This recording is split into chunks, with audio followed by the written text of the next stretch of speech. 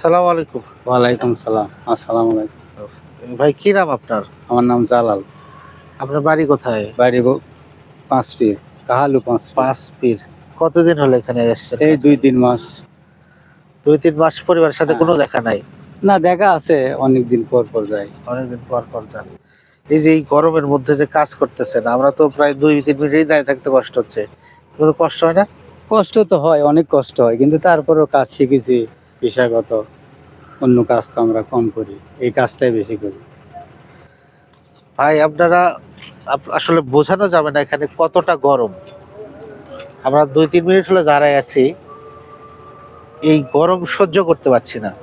আর ভাইরা দিনের পর দিন এখানে কাজ করে যাচ্ছে। আজকে প্রায় ২-৩ মাস হলো। তাদের ৩ মাস, কথাটা ৬ একবার দিন, ৭ দিন হয়ে যাচ্ছে। বিবেচনা করে দেখুন। তাদের কষ্টটা।